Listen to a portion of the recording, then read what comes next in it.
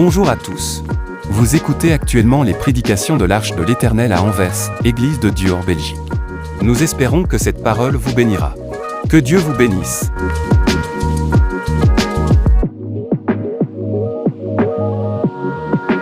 Amen. Alléluia. Alors nous allons, si vous voulez bien, vous lever et lire un texte bien connu dans le livre des Actes et des Apôtres au chapitre 2. Est-ce que je nous sens très lourd? Quand on dit on se lève, oh là là, est-ce qu'on peut s'élever, mes bien-aimés? Actes chapitre 2. Nous allons faire quand même une lecture un peu longue, du verset 1er jusqu'au verset 11. Actes chapitre 2, verset 1 à 11. Allons-y. Le jour de la Pentecôte, ils étaient tous ensemble dans le même lieu.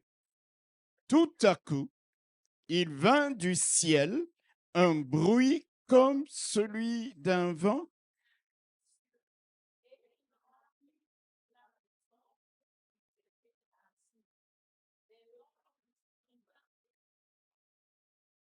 Leur apparut, séparés les unes des autres, et se posaient sur chacun d'eux. Et ils furent tous remplis du Saint-Esprit et se mirent à parler en d'autres langues selon que l'Esprit leur donnait de s'exprimer. Or, il y avait en séjour à Jérusalem des Juifs en pieux de toutes les nations qui sont sous le ciel. Au bruit qui eut lieu, la multitude accourut et elle fut confondue parce que chacun les entendait parler dans sa propre langue. Ils étaient tous dans l'étonnement et la surprise, et ils se disaient les uns aux autres, « Voici, ces gens qui parlent, ne sont-ils pas tous galiléens? Et comment les entendons-nous dans notre propre langue à chacun, dans notre langue maternelle?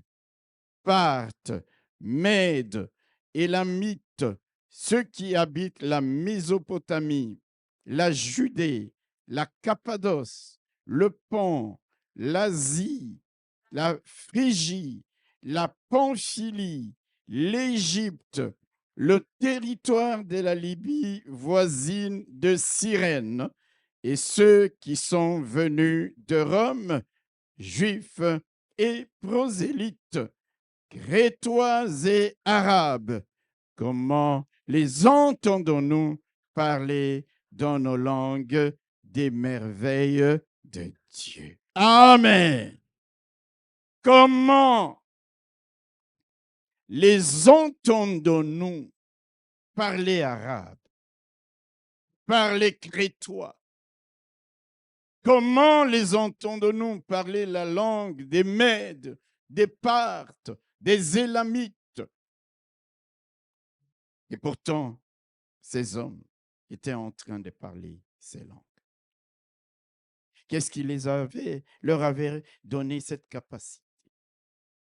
C'était le Saint-Esprit. Quand l'Esprit de Dieu vient, il nous qualifie. Dites Amen. Il nous qualifie. Il nous équipe. Il nous rend capables de faire des choses qu'en situation normale, nous serions, qu'avec la force humaine ou la connaissance humaine, nous serions incapables d'accomplir. C'est pourquoi le thème de ce message, il est intitulé « Qualifié par l'Esprit ». Qualifié par l'Esprit. Frères et sœurs, avant de revenir à notre thème de ce matin, laissez-moi d'abord partager avec vous certaines des nombreuses vérités spirituelles, de nombreuses richesses de ce passage que nous venons de lire. J'irai étape par étape et tout tranquillement. Revenons donc dans Actes au chapitre 2. Ça commence par ceci. Le jour de la Pentecôte. Le jour de la Pentecôte. Vous savez ce que ça signifie la Pentecôte? Est-ce que je peux avoir votre attention ici? La Pentecôte, ça veut simplement dire le 50e. Amen. 50e. Ainsi, le 50e jour après la mort et la résurrection du Seigneur,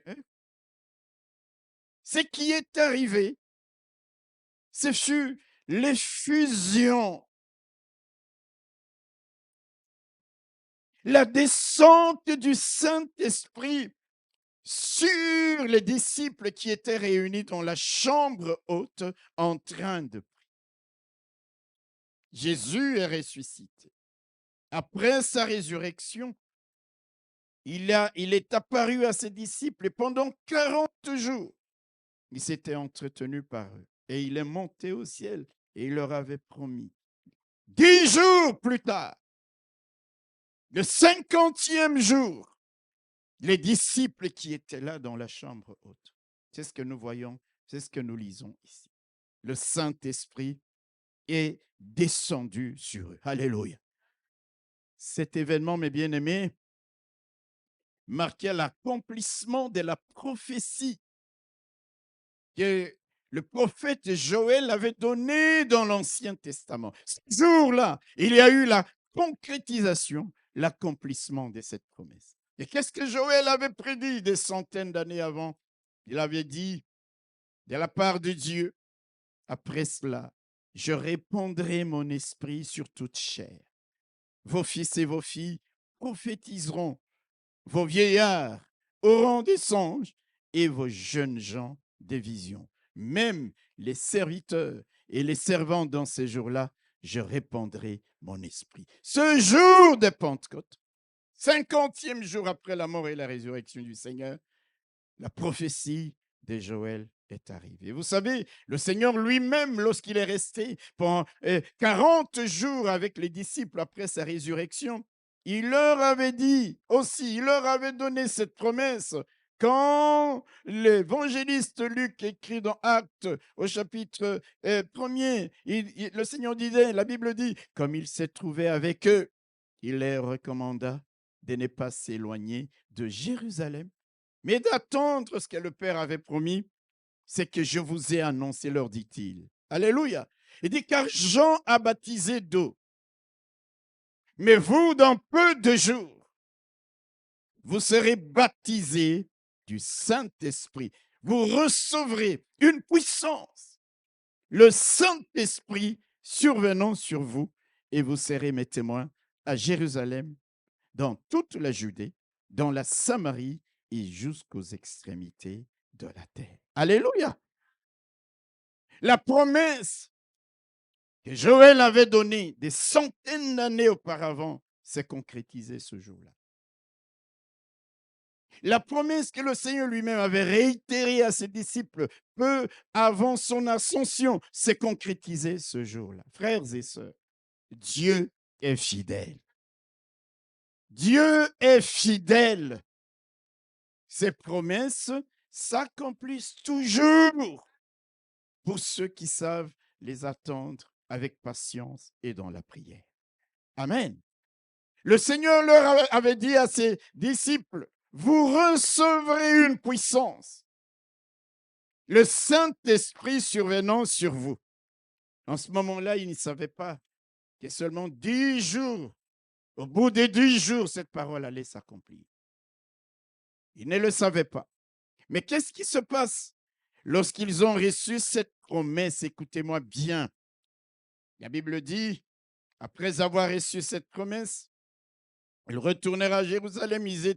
Quand ils sont arrivés, ils montèrent dans la chambre haute où ils se tenaient d'ordinaire. C'était Pierre, Jean-Jacques, André, Philippe, Thomas, Barthélemy, Matthieu, Jacques, fils d'Alphée, Simon, les Zélotes et Jude, fils de Jacques. Écoutez ce qu'ils faisaient, tous d'un commun accord. persévérait dans la prière avec les femmes et Marie, mère de Jésus, et avec les frères de Jésus. Amen. Écoutez bien ce que je voudrais nous dire. L'erreur de beaucoup de chrétiens aujourd'hui, lorsqu'ils ont reçu une promesse de la part de Dieu, c'est d'attendre passivement l'accomplissement de cette promesse. C'est une erreur. Non, ce n'est pas ainsi que ça marche, mes bien-aimés. L'attente, lorsque tu as reçu une promesse de la part de Dieu, il faut agir comme les disciples. L'attente ne doit pas être passive, l'attente doit être active. C'est-à-dire, au lieu de rester comme ça, les bras ballants, dit Dieu a donné la promesse. Inévitablement, ça va s'accomplir. L'attente, en attendant l'accomplissement, tu dois être trouvé dans la prière. Ils étaient en train de persévérer dans la prière. Ils n'ont pas dit Dieu, le Seigneur, nous a donné la prophétie. Oh, même si nous dormons, oh, même si nous ne sommes pas dans la prière, ça arrivera. Non. La Bible nous dit que tous, ils se réunissaient et ils persévéraient dans la prière. Mon frère, ma soeur, si tu as reçu une promesse, un jour tu diras, oh, je n'ai pas vu l'accomplissement. Mais l'ennemi peut bloquer la bénédiction que Dieu t'envoie en réponse à la promesse qu'il t'a faite. Mais comme tu n'es pas dans la prière, tu n'es pas resté triste. Lorsqu'on a reçu une promesse, persévérons dans la prière. Déclarons la promesse que Dieu nous a faite. Demeurons en Christ et ne nous éloignons pas de lui. N'abandonnons pas notre poste. Demeurons dans la foi. Alléluia. Et continuons à combattre jusqu'à ce que la promesse s'accomplisse. Alléluia. Qu'est-ce que nous voyons ici? La Bible nous dit que tous, d'un commun accord, persévéraient dans la prière. Ils étaient tous dans le même lieu. Voilà ce que nous devons faire lorsque nous avons reçu la promesse de la part de Dieu. Persévérance dans la prière et communion fraternelle. Et lorsqu'on parle de communion fraternelle, lorsqu'on dit ils étaient tous dans les mêmes lieux, aujourd'hui pour nous, dans les mêmes lieux, c'est où? C'est dans la maison de Dieu. Est-ce que quelqu'un m'entend? Lorsqu'on commence à s'éloigner de la maison de Dieu, la maison de Dieu ne fait plus ta joie. Tu y viens comme par formalité. La maison de Dieu, on lui tourne le dos. On tourne le dos à la maison de Dieu.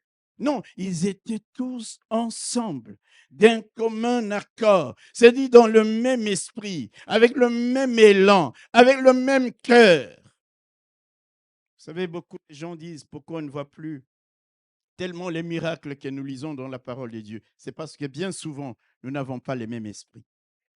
Nous n'avons pas le même cœur. Alléluia.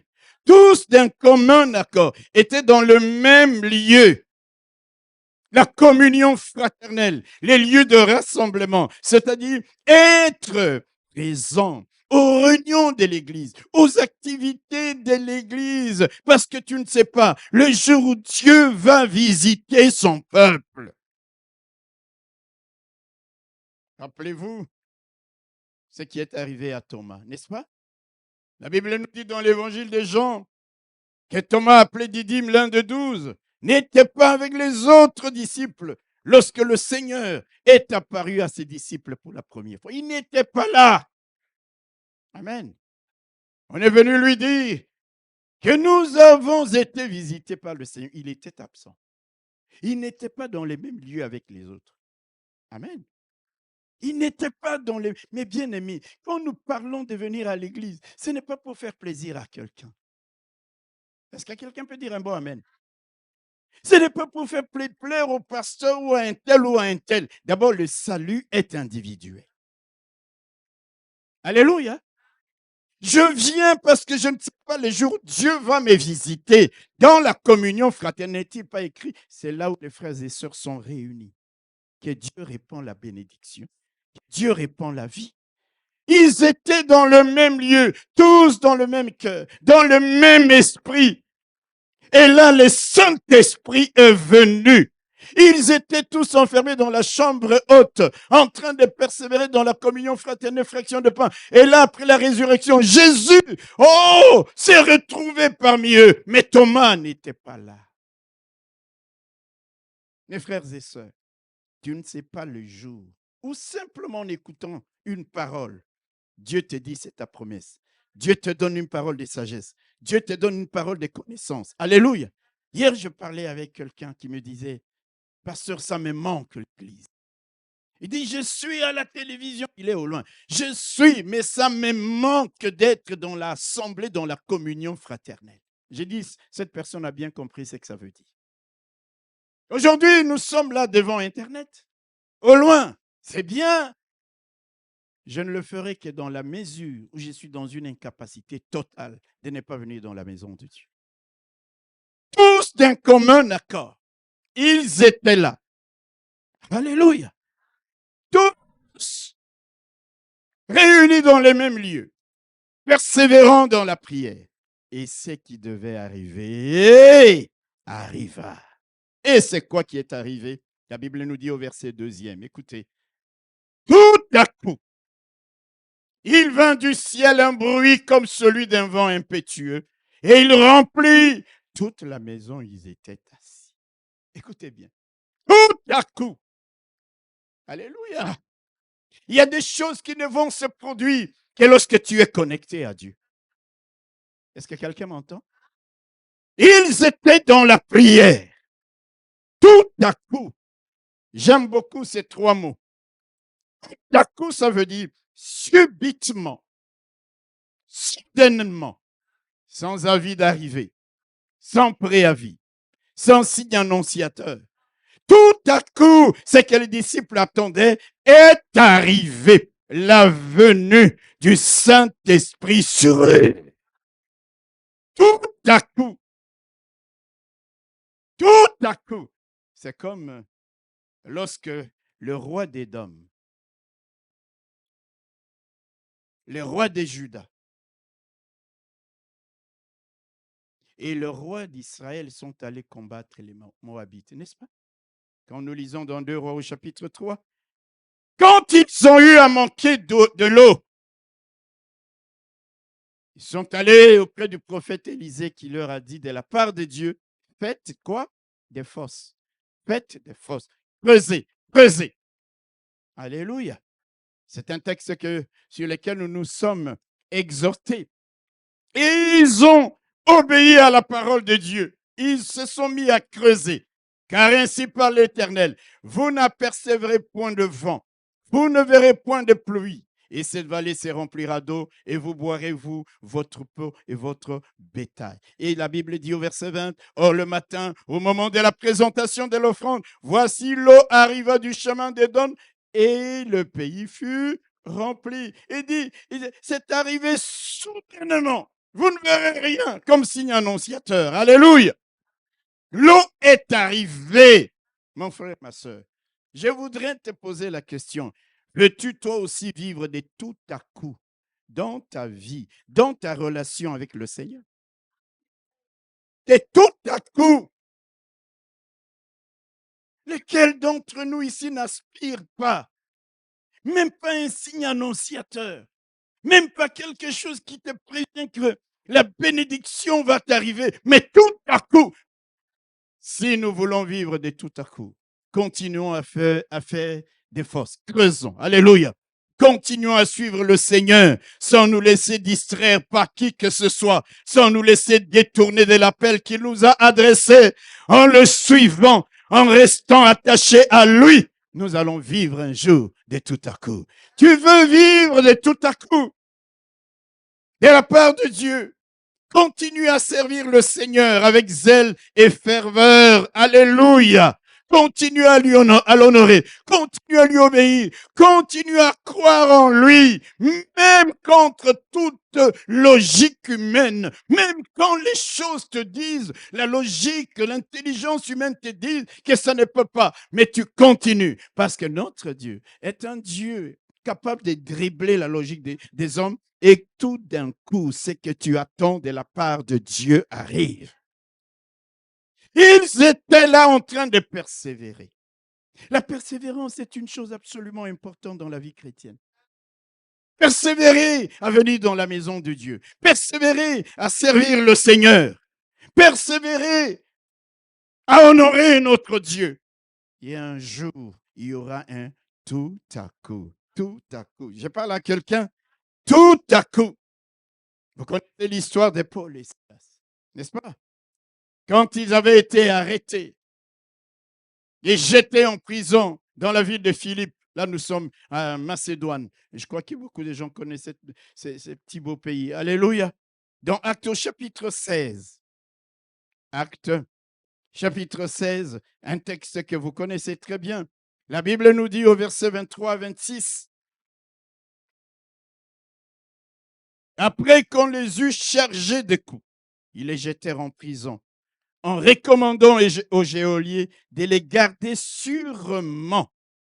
Les geôliers ayant reçu cet ordre, les jeta dans la prison intérieure et leur mit les cèpes, des morceaux de bois très lourds aux pieds.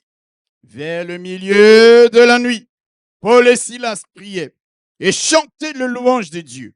Et les prisonniers les entendaient. Regardez au verset 26, ça commence avec quoi? Avec quoi? Tout à coup, il se fit un grand tremblement de terre, en sorte que les fondements de la prison furent ébranlés. Au même instant, toutes les portes s'ouvrirent et les liens de tous les prisonniers furent rompus. Est-ce que je parle à quelqu'un? À la Pentecôte, ils persévéraient tous ensemble dans la communion des cœurs et d'esprit. Ils persévéraient dans la prière. Tout à coup, il y a eu effusion du Saint-Esprit, comme ici. Paul et Silas sont arrêtés, comme je disais, là, dans cette ville. Alléluia. Dans cette ville de Philippe. Mon frère, ma soeur, qu'aurais-tu fait à leur place? La Bible nous dit qu'on leur avait arraché les vêtements. On les avait roués de coups. On a mis à leurs pieds des cèpes. Cèpes, c'est des morceaux de bois très lourds pour qu'ils ne puissent pas fuir ou avancer.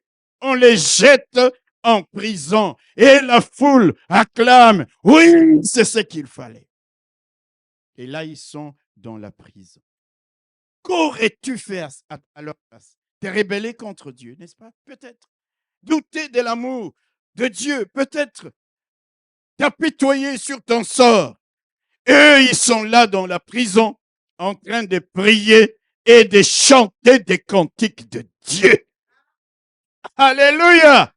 Et la Bible nous dit non, parce que ça sort de l'ordinaire. Nous, ici, dans les églises, il suffit d'un petit rien. Tu te mets dans ton coin, tu es blessé, tu es ceci, tu es cela. Est-ce qu'on t'a déjà enlevé des vêtements publiquement?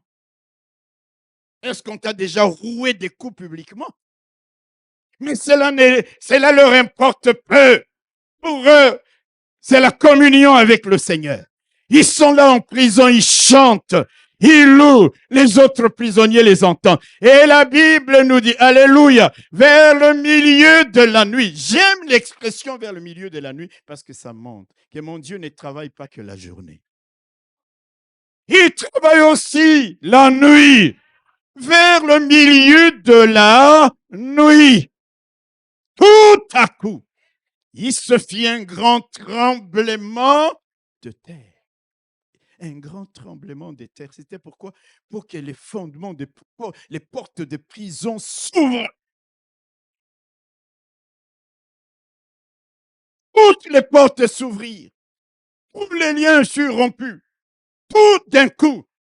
Mes frères et sœurs, est-ce que nous voulons nous aussi vivre de tout d'un coup? Tout à coup. Quand le moment du tout à coup arrivera, serons-nous là où doit se produire la bénédiction? Où doit avoir lieu le miracle? Les gens choisissent les jours où ils doivent venir à l'église, en fonction des humeurs et du temps. Mon frère, ma soeur, sais-tu les jours où dans cette église, Dieu va te visiter. Tu peux ne pas tomber, tu peux ne pas crier, mais la puissance du Saint-Esprit te touche. Tu rentres chez toi à la maison, ce qu'il y avait comme problème commence à se résoudre. Parce que ce jour-là, tu étais là où le tout à coup s'est produit. Ah, tout à coup, ils étaient en train de prier, de chanter. Vous savez, lorsque j'ai lu ces choses, je comprends encore la portée de ce que David disait aux enfants d'Israël dans les livres de Chroniques. Alléluia. Ah, j'aime ça. Quand les enfants d'Israël, comment dirais-je, l'arche de l'alliance est arrivée, c'était tellement merveilleux.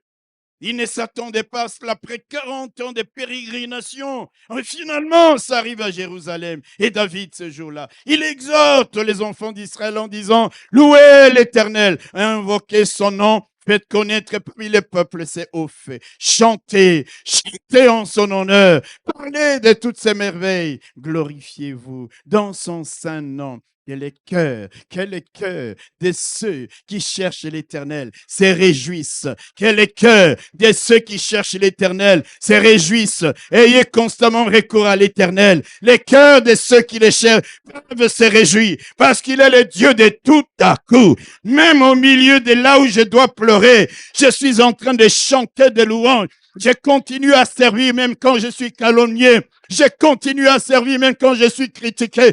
Comment voulez-vous, mes bien-aimés, qu'il n'y ait pas de tout à coup dans la vie des gens qui sont ainsi, comme Paul et Silas dans la prison. Alléluia! Que ton cœur, toi qui invoques Dieu, toi qui viens dans cette église, tu ne viens pas chercher une divinité, tu ne viens pas invoquer un homme, tu ne viens pas chercher à plaire à qui que ce soit, tu viens chercher la face de ton Dieu. Que ton cœur se réjouisse, parce qu'un jour, il y a un tout à coup. Alléluia! Donnez-moi encore un peu de sang. Pourquoi vous jonglez avec le sang? Ça me tue. Il ne faut pas me tuer. Alléluia! Et dit que les cœurs de ceux qui se confient en l'Éternel. Mon frère, ma soeur, je peux passer par les épreuves, perdre un être cher. Tu pleures dans ton cœur. Tu es véritablement affecté. Alléluia! Mais quand tu penses à ces genres de choses, tu dis, Seigneur, je te loue.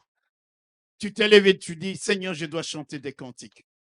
Alléluia. Parfois, c'est facile de dire aux gens, l'Éternel a donné, l'Éternel a repris que son. Mais le jour où ça t'arrive, toi-même, tu vas faire 6 mois sans être à l'église.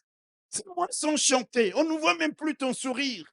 Comme si Dieu avait fait un contrat avec toi, que le membre de ta famille ne mourrait pas. Je sais que Dieu a fait un contrat avec moi, avec toi, que nous sommes poussière, nous retournerons à la poussière. Quand ça arrive, même quand je pleure, quand ça arrive, même quand c'est dans la détresse la plus profonde, je dis, Saint-Esprit de Dieu, rends-moi capable de louer Dieu, rends-moi capable de rendre grâce, rends-moi capable d'aller dans ta maison où je vais entendre ta parole. Alléluia!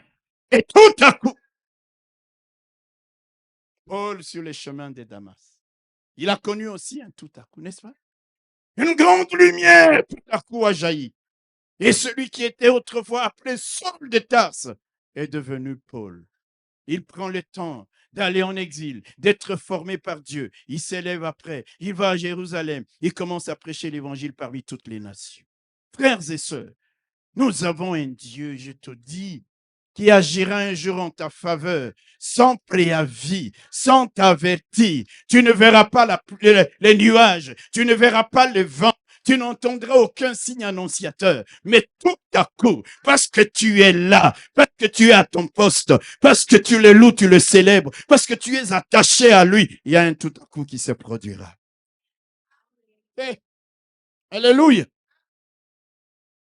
Dans Ésaïe, il dit, dès longtemps, j'ai fait les premières prédictions.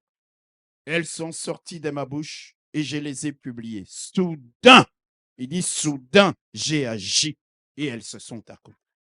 Tout à coup, c'est que j'ai dit, j'ai agi. À propos de tes ennemis, il dit ceci, la multitude de tes ennemis sera comme une fine poussière. Alléluia. Sera comme une fine poussière. Cette multitude de guerriers sera comme la balle qui vole, et cela tout à coup. C'est-à-dire un jour, ceux-là qui aujourd'hui te bloquent la route, ceux-là qui aujourd'hui te combattent, Dieu te dit, un jour tu t'élèveras. Et tout à coup, je les aurai emportés comme la balle qu'emporte le vent. Est-ce que je parle à quelqu'un? Si tu le crois, donne un bon amen. Oracle du Seigneur, mon frère, ma sœur. Tu vivras aussi un tout à coup favorable. Comme Paul sur le chemin de Damas. Comme les trois rois lors de la campagne contre les Moabites. Comme Paul et Silas à Philippe. Comme les disciples qui étaient réunis dans la chambre haute. Ton Dieu est aussi un Dieu de tout à coup. Si tu le crois, dis un grand amen et glorifie le Seigneur. Pousse des cris de joie. Parce qu'un jour, tout à coup, alléluia. Et la Bible nous dit, tout à coup il vint du ciel un bruit comme celui d'un vent fort, impétueux, et il remplit toute la maison où ils étaient assis. Des langues semblables à des langues de feu leur apparurent, séparées les unes des autres, et se posèrent sur chacun d'eux. Et ils furent tous remplis du Saint-Esprit et se mirent à parler en d'autres langues selon que l'Esprit leur donnait de s'exprimer. Alléluia. Ils étaient là. Tout à coup, le Saint-Esprit est venu sur les disciples. Mais l'effusion diminue un tout petit peu.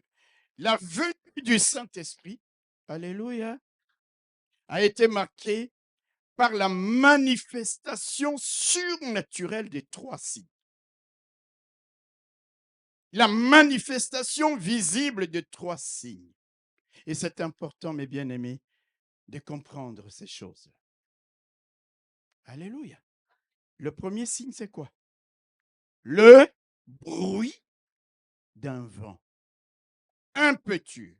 Il y a eu le bruit. Même si on ne voit pas le vent, quand le vent est quelque part, ne fût-ce que parce que ça fait bouger les choses, vous voyez que le vent est là. Il y a eu d'abord le vent. Le deuxième signe visible ce jour-là, ça a été le feu. La Bible dit des langues semblables à des langues de feu. Le feu. Et le troisième signe, c'était le parler en langue. Amen. Chacune de ces manifestations n'était pas le fruit du hasard. Le vent. Souvent dans la Bible, le vent est aussi traduit par le souffle. C'est le symbole du souffle et de la puissance de Dieu. La Bible dit Dieu créa l'homme de la poussière de la terre. Alléluia. Alléluia. Vous comprendrez, c'est dans la terre que nous trouvons tous les éléments chimiques, les uns, les cuivres, le magnésium, le calcium, etc., etc. Là, je parle comme scientifique. Et c'est comme ça que nous avons tous besoin de ces choses dans le corps aussi. Parce que nous avons été tirés de la terre. Mais même après avoir été formés, la Bible nous dit, dans les livres de Genèse, au chapitre 2, le verset 7, l'Éternel Dieu forma l'homme de la poussière de la terre. Il souffla dans ses narines un souffle de vie et l'homme devint un être vivant. Vous me comprenez? Alléluia. Il souffla et l'homme devint un être vivant. Quand nous lisons le livre de Job, chapitre 32, le verset 8, la Bible dit ceci. Mais en réalité, dans l'homme, c'est l'esprit. Amen. Le souffle du Tout-Puissant qui donne l'intelligence. Écoutez bien maintenant, ce qui arrive le jour de la Pentecôte. Premier signe, c'est quoi? Le vent, le souffle. Le souffle qui donne l'intelligence. Le souffle qui donne la vie. Hey, alléluia. Chacun de ces signes n'était pas le fruit du hasard. Jésus lui-même, il dit dans Jean chapitre 3, le vent souffle où il veut et tu en entends le bruit, mais tu ne sais d'où il vient, ni où il va. Il en est ainsi de tout homme qui est né de l'esprit. Mon frère, ma soeur, premier signe, le vent. On ne voit pas, mais on le voit. Ton Dieu est invisible, hein, mais il est réellement visible. Ton Dieu est invisible, mais il est réellement présent. Et le vent agit librement. Ton Dieu agit librement. Son action ne peut pas être limitée. Son action ne peut pas être confinée. Son action ne peut pas être enfermée. Son action ne peut pas être orientée. Et ça ne peut se faire que par sa seule volonté. C'est ce qui fait que le jour où Dieu va te bénir, les gens peuvent être contre ça, mais il agit comme le vent. Les gens mettent la barrière ici, mais le vent contourne parce que la bénédiction doit te toucher. Ça, c'est le Dieu que je te prêche. Ça, c'est mon Dieu. Mettez tous les obstacles que vous voudrez devant moi. Oh, Dieu agira comme le vent. On ne peut pas arrêter son action. Il communique la vie. L'esprit d'intelligence vient de là. Et l'homme qui est rempli du Saint-Esprit, vous n'arrivez plus à les définir tellement il est comme le vent. Est-ce que je parle à quelqu'un? Premier signe. C'était pas au hasard. Deuxième signe, c'était quoi? Le feu. Alléluia. Le feu. Qu'est-ce que c'est que le feu dans la Bible? Dans la Bible, le feu, c'est le symbole de la présence de Dieu. C'est le feu de la purification. Comme on purifie les métaux précieux. Regardez quand nous lisons les livres d'Exode, au chapitre 3. Alléluia. Moïse voit Dieu au travers de la vision de quoi? Du buisson ardent. Donnez-moi toujours la parole aussi. Alléluia. Quand tu as lu la parole, tu donnes, hein, tu donnes. C'est parce que c'est rempli en toi. Tu n'as pas peur. Il voit le feu. Il voit un buisson en train d'être consumé sans brûler. En train d'être brûlé sans être consumé. Il veut s'approcher, Dieu lui parle. La présence de Dieu. Les enfants d'Israël, ils sortent de quoi? Du pays d'Égypte. Ils vont marcher jour et nuit. Et là, la nuit, ils sont guidés par la colonne de nuée, mais la nuit, ils sont guidés par la colonne de feu. La présence de Dieu de jour comme de nuit. Je voudrais te dire que ton Dieu ne dort ni ne sommeille. Même quand toi tu dors, lui est en train de travailler. Il est en train de faire concourir toutes choses pour ton bien. C'est pourquoi le feu était là. Les disciples devaient comprendre que leur Dieu est le Dieu qui est représenté aussi par le feu qui agit le jour, le feu qui agit la nuit, le feu qui purifie, et cela au travers de la parole. C'est pourquoi on dira plus tard, sanctifie-les par ta parole, purifie-les par ta parole. Quand nous écoutons la parole de Dieu, nous sommes sanctifiés, purifiés, les scories tombent, parce que le feu de la parole de Dieu brûle les scories, brûle les impuretés. Nous sortons de l'église, pas comme nous étions venus, dès lors que nous avons ouvert nos cœurs. C'était le deuxième signe. Le feu. Nous lisons cette histoire de la Pentecôte sans toujours comprendre les choses. Laissez-moi nous donner des révélations ce matin. Deuxième signe, c'était le feu. Vous vous rappelez sur le mont Sinaï, c'était encore le feu. C'était terrible. La présence de Dieu. Et là où Dieu est, il nous purifie. C'est pourquoi, mon frère, nous ne pouvons pas toujours venir à l'église et rester les mêmes personnes. Jamais. Le feu nous purifie. Le feu nous sanctifie. Alléluia. Alléluia. Troisième signe visible, c'était quoi? Les parler en langue. Vous savez, la langue, c'est quoi? C'est le symbole ou l'instrument de communication. Alléluia. Quand vous êtes dans un pays, vous parlez avec les gens même ici, partout, pour communiquer. C'est vrai, on utilise parfois des signes. N'est-ce pas? Mais tout le monde ne peut pas comprendre les signes. Il faut parler. Alléluia. Et ce jour-là, vous allez comprendre. Pourquoi? Dieu est le Dieu de toutes les nations. Alléluia. Il veut que l'évangile soit communiqué, que les merveilles de Dieu soient entendues. Vous savez, c'était un même message. Tous ces gens qui parlaient, ils parlaient des merveilles de Dieu, mais dans toutes les langues des nations qui étaient représentées. Parce que les nations, ces gens-là devaient comprendre le message. C'est que l'Église aujourd'hui, alléluia, dans l'Église catholique, autrefois on faisait la messe en latin. Après des années, ils se sont rendus compte que c'était une erreur. Il fallait remettre les cultes dans les langues locales pour que les gens comprennent ce qui se fait. À la Pentecôte, vous voyez, parfois il y a des erreurs que nous commettons même à nous, serviteurs de Dieu, dans la hiérarchie, mais le plus important, c'est de les corriger. Ils se sont dit non. L'outil de communication. Agnus Dei, qui tollis peccata mundi, miserere nobis. Moi, j'étais au collège chez les jésuites. Nous récitions ces choses-là sans comprendre de quoi il était question. Est-ce que vous me comprenez? Est-ce que vous me comprenez? On parlait le latin sans le parler, sans le comprendre. Mais le troisième signe, c'était la langue, l'instrument de communication, en sorte que lorsque Dieu parle, le peuple entend. Ceux à qui le message est adressé, ils entendent. Ils entendent parler des merveilles de Dieu. Ils entendent parler de la grandeur de Dieu. Ils entendent parler. Ah, alléluia! Oh, mes bien-aimés, ces trois signes visibles, c'était au jour de la Pentecôte. C'était déjà un grand message que Dieu était en train de transmettre aux nations. Mon Dieu, il est présent comme le vent, même si tu ne le vois pas. Des jours comme de nuit, il ne donne, il ne sommeille, il travaille. Il te purifie par le moyen de sa parole.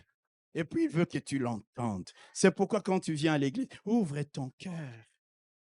Il y a des gens, ils viennent à l'église, ils ferment son cœur. Ouvre ton cœur. Seigneur, parle-moi. D'autant plus que les prédicateurs parlent dans la langue que j'entends. Alléluia. Ouvre ton cœur.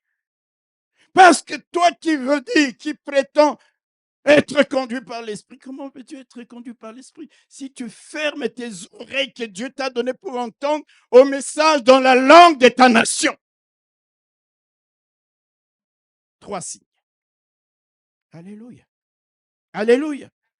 Trois manifestations qui présentent Dieu par son esprit comme le Dieu qui donne la vie, qui donne l'intelligence, comme le Dieu présent, les dieux à l'œuvre de jour comme de nuit, comme les dieux qui s'adressent à toutes les nations, à tous les peuples, au-delà de la race, au-delà de la culture, au-delà du style d'éducation, de quoi que ce soit. Non, c'était des langues. Les gens de toutes les nations les entendaient, chaque nation dans sa propre langue. Le message de l'évangile et des merveilles de Dieu pouvait être transmis. C'est pourquoi, mon frère, ma soeur, lorsque tu transmets l'évangile, pasteur, lui, parle un français qui fait que les gens te comprennent. Alléluia. Vous savez, les médecins, quand ils t'écrivent des choses, ils t'écrivent des choses trop compliquées. Mais moi, je ne comprends pas ça. Écris-moi, tu me dis aspirine. Donc, tu me dis céphalée pour me parler des migraines. Tu me dis tu as mal à la tête. Il faut parler. J'ai travaillé dans une centrale nucléaire quand j'étais encore étudiant. Ceux qui connaissent la faculté de sciences, derrière la faculté de sciences, il y avait un centre régional d'études nucléaires avec le professeur Maloua Kalenga. Tous les matins, il nous prenait. On faisait comme un briefing, les profs et les étudiants-chercheurs. Et il commençait à vous expliquer le programme de la journée. Il vous explique dans un discours scientifique que nous, les étudiants, on ne comprenait rien. Et puis, il descend au niveau des profs, il explique, et puis il descend, il simplifie, jusqu'à notre niveau, on comprend. Et puis, il nous disait, même quand vous serez des grands profs, il prophétisait d'ailleurs, alléluia, lorsque tu enseignes, essaie d'emmener la compréhension de la science, de la vulgariser, pour que ceux qui t'écoutent t'entendent. C'est comme ça que Dieu utilise la langue ce jour-là. Ces trois signes, alléluia, toutes les nations doivent entendre les merveilles de Dieu. C'était déjà à la Pentecôte. Que c'est beau, notre Dieu. Moi, j'entends souvent les Congolais qui me rabâchent les oreilles. Dieu aime beaucoup les Congos. J'ai dit, vous croyez que Dieu n'aime pas les Togo? Que Dieu n'aime pas la Côte d'Ivoire? Il est le Dieu de toutes les nations. D'ailleurs, vous qui prétendez que Dieu vous aime ou aime beaucoup plus, vous devriez avoir, parce que l'Esprit de Dieu, c'est l'esprit d'intelligence. Les souffles de vie. Le pays doit vivre, les routes doivent vivre, les hôpitaux doivent vivre. Est-ce que je parle à quelqu'un? Mais nous, on est là on est dans l'incantation. On est dans l'incantation. Et là, non, les Congolais se sont tués, vous voyez, hein? Hello! Merci beaucoup. 3 signes. Vous savez, si je veux donner tout ce que j'ai, on peut rester jusqu'au soir. Il faut que je saute certaines choses. Je saute. Bon. Je reviendrai un jour, ne vous en faites pas. Le pasteur lui prêche le dimanche prochain. S'il veut, il me donne l'occasion de le remplacer. Il me remplacera. Je reviendrai. Mais je saute quand même en attendant. Ma plutôt, je ne fais rien de mal. Hein? Alléluia, merci beaucoup. Revenons à notre texte. Actes chapitre 2. Verset 5. Verset 6 et verset 8. La Bible dit, or, il y avait en séjour à Jérusalem des Juifs, hommes pieux de toutes les nations qui sont sous le ciel. Écoutez-moi bien ici. Au bruit qui eut lieu. Le bruit de quoi? Le bruit d'un vent impétueux. Au bruit qui eut lieu, la multitude accourut et elle fut confondue parce que chacun les entendait parler dans sa propre langue. Ils étaient tous dans l'étonnement et la surprise. Et ils se disaient les uns aux autres, voici, ces gens qui parlent, ne sont-ils pas des Galiléens? Et comment les entendons-nous dans notre propre langue à chacun, dans notre langue maternelle? Au bruit qui eut lieu. Au bruit qui eut lieu. Qu'est-ce qu'il s'est passé? La multitude de ces gens qui étaient venus à Jérusalem, ou vers l'épicentre, vers les lieux d'où émanait le bruit. Et là, frères et sœurs, d'une manière générale, lorsque soudainement il y a un bruit inconnu, lorsque soudainement il y a un bruit inhabituel, un bruit comme celui d'un vent impétueux, les gens auraient dû fuir. Vrai ou faux? Je me rappelle un jour, à Kinshasa, moi-même aussi j'avais fui. On disait, les gens couraient sans savoir exactement de quoi il était question. C'était un bruit. Tu es là, tu vois une foule en train de fuir. Tu fais quoi? Tu attends. Toi aussi, tu fuis. Sans même comprendre ce qu'il se passe. Et quand on demandait, certaines personnes, on dit, mais quel est le mot? Un bruit bizarre. Et il y en a qui disaient, c'est le bruit de la mort. Je vous dis la vérité. Je crois que les gens qui étaient à Kinshasa à cette époque-là peuvent rendre témoignage. Moi, j'étais à Capella. Capella, vous connaissez Capella, non? On habitait nous campings là vers Rond-Point Iso. Moi, j'allais comme ça. Hey, je vois la masse de gens.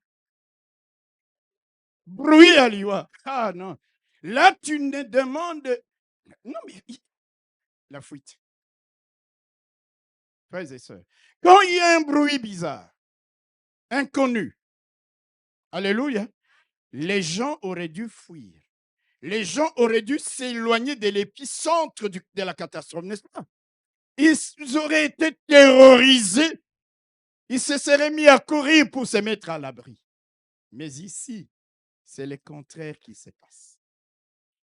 Au lieu de fuir, ce bruit a attiré les gens comme un aimant qui attire les métaux. Vous savez, en science, on pourrait dire que Dieu avait créé un champ magnétique par un simple bruit. un champ magnétique sans aimant, un champ magnétique sans courant électrique, un champ magnétique sans polarité, un champ magnétique sans alignement électronique. Vous savez, si j'avais le temps, je vous expliquerai comment on attire. Il y a un aimant attire. Parce que là, j'entrerai dans la distinction entre les métaux ferreux et les métaux non ferreux. Vous savez qu'il y a de ces métaux qui ne sont pas attirés par un aimant.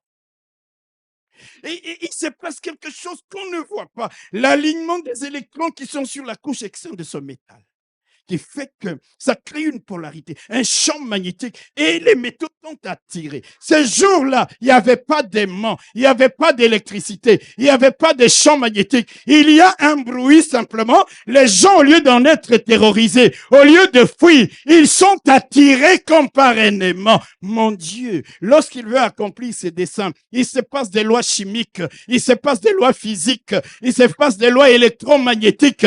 Il crée un champ par un simple bruit et la loi de l'attraction est exercée. Je parle à quelqu'un.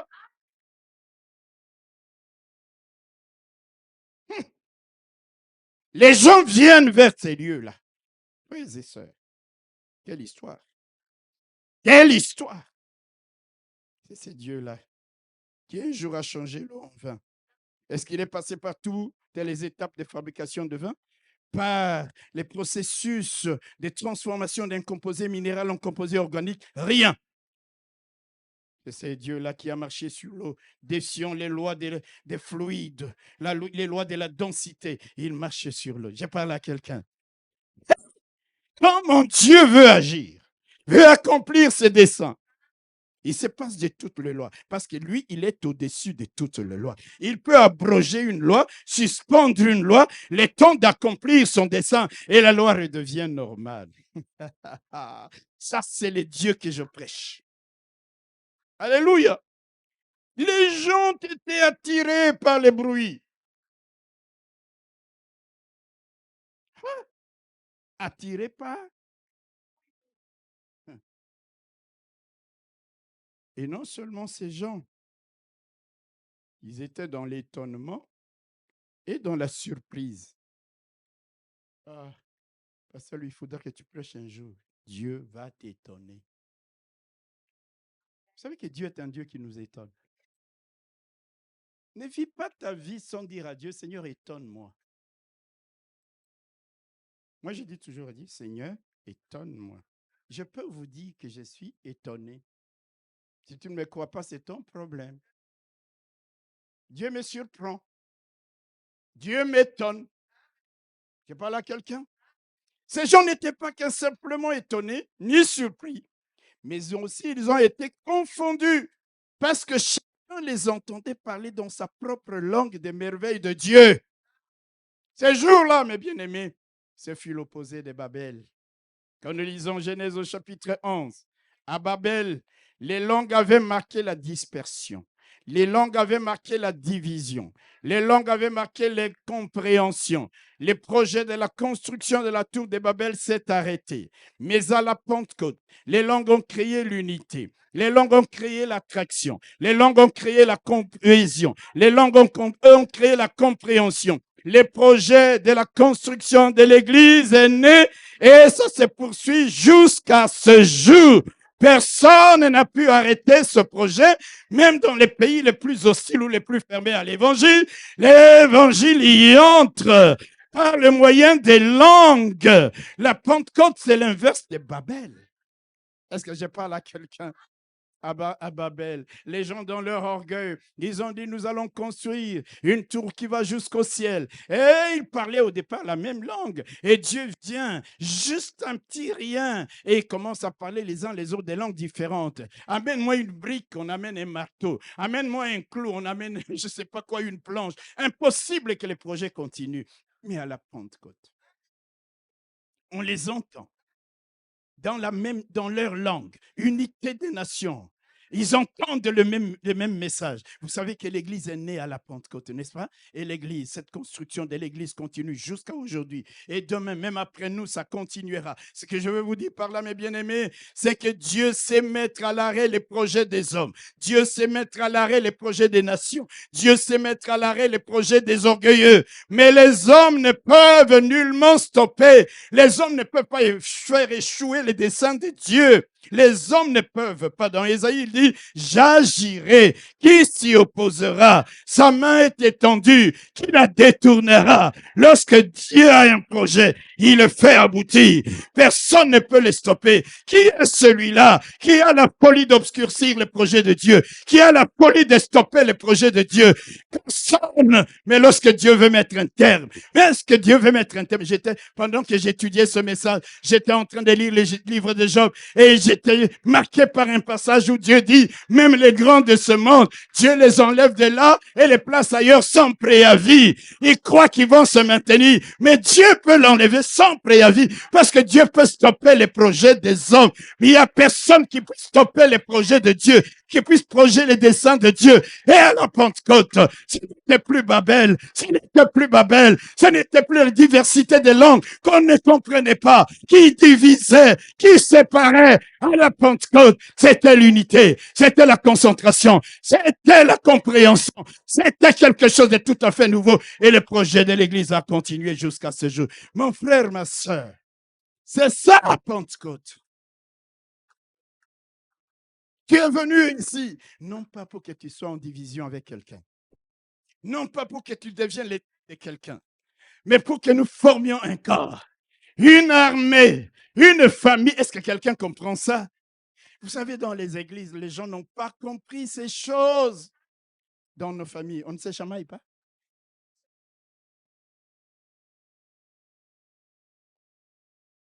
Qui a déjà dit un jour à son père, tu n'es plus mon père parce que tu m'as engueulé?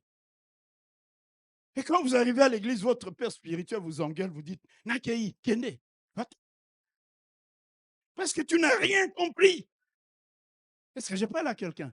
Tu n'as rien compris. C'est l'orgueil. Et Dieu stoppe le projet des orgueilleux. Tu crois qu'on va t'engueuler pour le plaisir? On va te faire des remarques pour le plaisir, mais parce que on se soucie de toi. On doit te montrer le chemin de la bénédiction. Et toi, tu viens là. Mais pour qui il se prend? Je me prends pour ton père spirituel. Je me prends pour quelqu'un que Dieu a établi ici comme ange pour toi.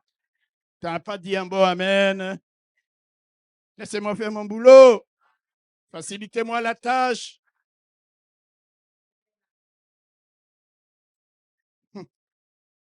Alléluia. Sa résolution, une fois arrêtée, qui s'y opposera? C'est que son âme désire. Il exécute, disent les Écritures. Amen. Babel, des années, des milliers d'années après, Pentecôte. Pentecôte. Les gens se parlent, ils se comprennent. Tu ne parles même pas d'autres personnes ici. Oh, je suis rempli du Saint-Esprit. Tout ça, c'est des langues fabriquées. Est-ce que je peux parler à quelqu'un aujourd'hui? Il faut arrêter d'être superficiel.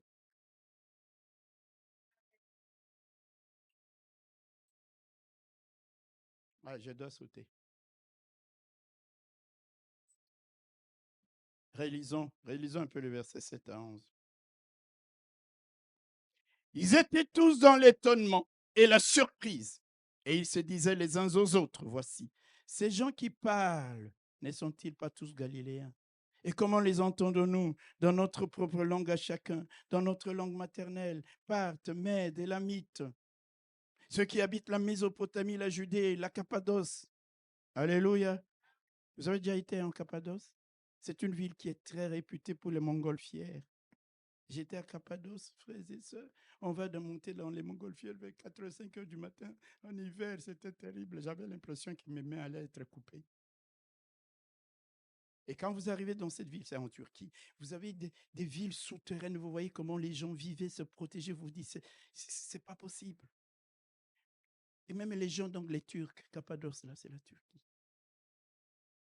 Le pont l'Asie, la Phrygie, Pamphylie, l'Égypte, jusqu'au territoire de la Libye, c'est-à-dire jusqu'en Afrique. Il y avait des gens qui venaient de là. Je ne sais pas s'il y avait des gens qui parlaient le Kirundi, ils étaient là. Dès qu'il y avait un Burundais, on entendait un disciple parler le Kirundi. Il dit, mais comment les entendons-nous dans notre propre langue? Ne sont-ils pas tous des Galiléens? Pourquoi cette question? La réponse est simple. Écoutez-moi bien, parce que je vais bientôt terminer. Les Galiléens étaient considérés comme des gens venus d'une région prestigieuse. Amen. Vous savez, même dans nos pays, hein, il y a des coins, quand tu dis que tu viens de là, on dit, n'est-ce pas? Il y a des coins comme ça. Les Galiléens c'était une région peu prestigieuse. Les gens qui venaient de la Galilée n'avaient pas une grande instruction religieuse et linguistique. Vous me suivez? Ils n'avaient pas véritablement un niveau élevé, un niveau, je dirais, convenable d'instruction religieuse, des langues. D'ailleurs, on disait lorsqu'un Galiléen te parlait même les Hébreux, tu sentais tout de suite, ça c'est un Galiléen. Il y avait un fort accent. Et maintenant, ces gens-là, qui n'avaient pas suffisamment des niveaux linguistiques requis, les niveaux religieux requis, qui parlaient avec un fort accent, qui ne venaient pas d'une région prestigieuse, les voilà tout à coup en train de parler des langues étrangères avec précision, avec facilité, avec excellence. Tout d'un coup, comment ces gens de ce niveau peuvent-ils parler chacune de nos langues avec une telle facilité, avec une telle excellence? Et les gens étaient étonnés. Et les gens étaient surpris.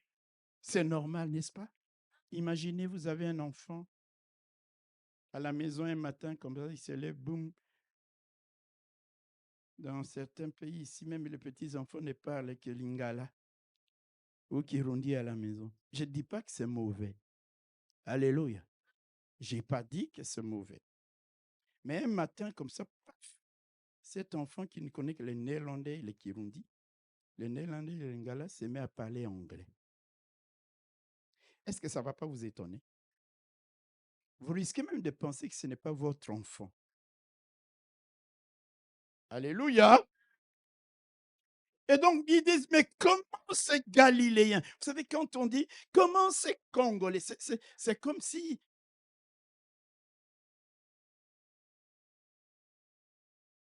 Alléluia. J'étais un jour en Bosnie-Herzégovine. Il venait de faire une conférence et quelqu'un, il vient à la fin et il me dit, monsieur, vous venez de quel pays? J'ai dit, je viens de l'Afrique. Il me dit, non, non, non, c'est pas vrai. D'Afrique, de quel pays? Parce que parfois, en Afrique, il y a des pays là, des pays là, des pays là. Et quand je lui dis le pays, il me dit, il me dit non, c'est faux. Il dit, mais comment tu pouvais vraiment donner des choses que tu as données là si tu viens de ce pays? Je lui ai dit, monsieur, ça c'est une insulte. Alléluia. Parce qu'il y a des préjugés. Voyez-vous? Il y a des préjugés. Il y a des clichés. Quand tu viens de tel coin, on t'a collé une étiquette. C'est pourquoi ceux qui sont remplis du Saint-Esprit doivent prouver le contraire. Il dit, mais ces gens sont des Galiléens. Ne sont-ils pas des Galiléens? C'est pas possible qu'ils parlent une langue avec autant d'éloquence, de maîtrise. autant de clarté. Ce n'est pas possible. Et pourtant, effectivement, c'était des Galiléens, mais maintenant, des Galiléens qui n'étaient pas ordinaires, parce que quelque chose s'était passé dans leur vie, parce qu'avant qu'ils entendent de ce bruit, il y a eu un mouvement, il y a eu le vent des mouvements impétueux, il y a eu des langues semblables à des langues de feu qui se sont posées sur eux, il y a eu la manifestation justement de la langue, c'est-à-dire il y a quelque chose qui a changé des choses. Il y a quelqu'un qui a changé des choses. Et ce quelqu'un-là, c'était le Saint-Esprit. Lorsque le Saint-Esprit vient même sur un ignorant, il le qualifie. Vient même sur un Galiléen, il lui donne de l'éloquence. Il lui donne le verbe. Il lui donne de parler des merveilles de Dieu dans des langues étrangères. Lorsque le Saint-Esprit vient, c'est pourquoi Paul, plus tard, il écrira aux Corinthiens, dans 1 Corinthiens chapitre 1er, les versets 27 à 28, il dit ceci. Mais Dieu a choisi les choses folles du monde pour confondre les sages.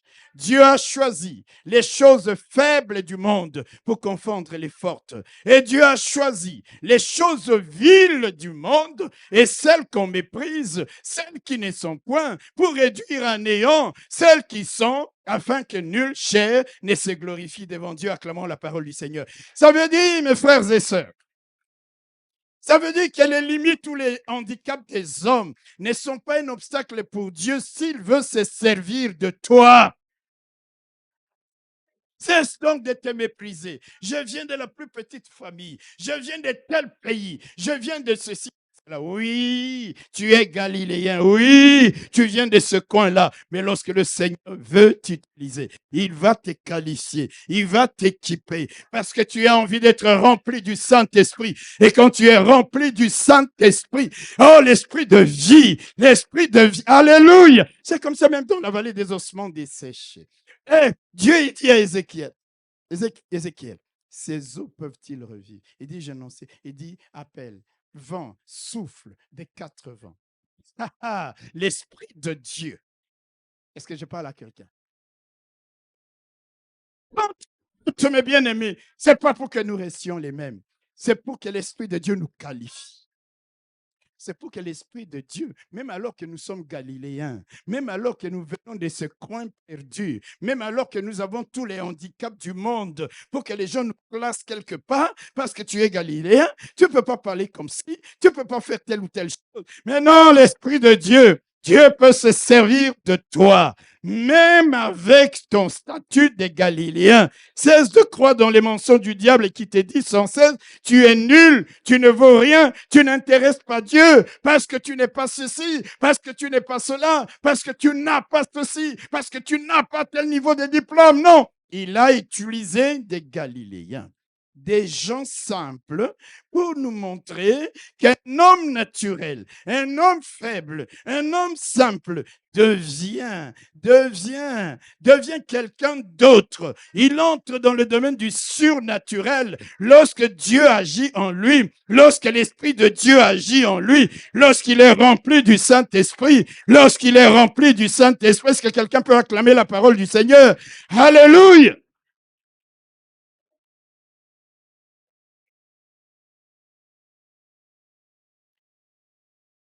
Ne sois pas chrétien juste pour impressionner les gens. Cherchons la plénitude du Saint-Esprit. Quand nous sommes remplis de l'Esprit, tu peux te taire. Quand tu ouvres la bouche, les gens t'écoutent. Parce que tu diras la parole des connaissances. Non, vous savez, nous parlons parfois trop aussi parce qu'on n'est pas rempli. Les tonneaux vides, moi à l'école primaire, mes enseignants m'ont appris ça depuis l'école primaire. Les tonneaux vides font beaucoup de bruit. Quand tu vois quelqu'un qui parle, c'est un tonneau vide. Et toi, la Bible nous enseigne à nous taire, à écouter. Jacques, il dit, pourquoi on nous a donné deux oreilles? Pour bien entendre. Et pourquoi une bouche? Pour parler peu. Imagine, tu as une bouche là, une bouche là, une bouche ici. Tu parles, ça veut dire qu'il y a un problème. Il y a un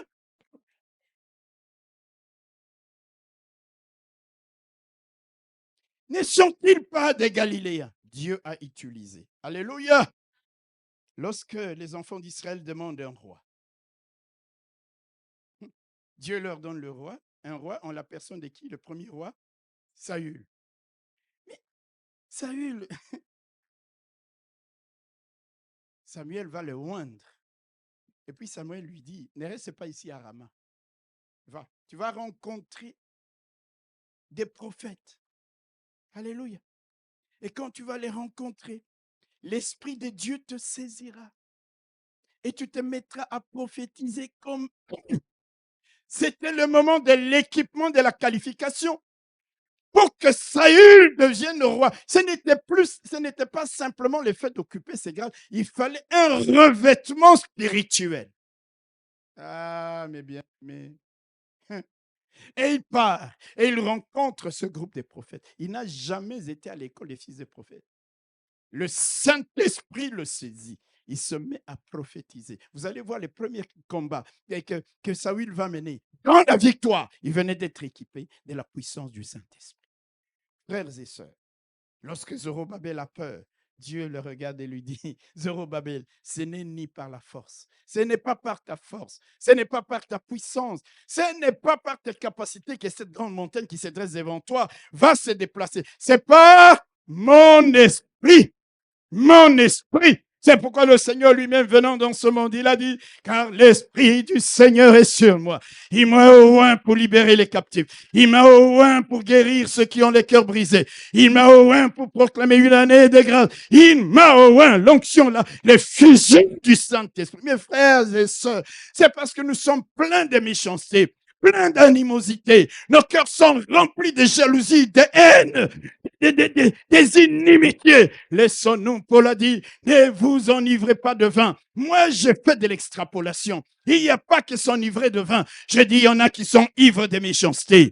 Ils sont ivres de méchanceté. Ils sont ivres de colère. Ils sont ivres d'amertume. Et la Bible dit, ne vous enivrez pas de ces choses parce que c'est de la débauche. Soyez au contraire remplis du Saint-Esprit. Parce que lorsque tu en es rempli, tu es qualifié pour faire des choses qu'ordinairement tu ne pouvais pas faire, pour étonner les gens, pour non pas impressionner, mais pour les confondre, mais pour les surprendre, parce qu'ils entendront la parole d'intelligence, la parole de sagesse. Ils recevront la révélation du Dieu qui t'est apparu. Ils comprendront. C'est pour ça que Pierre se lève au jour de la Pentecôte. Il prêche et 3000 personnes se convertissent au Seigneur.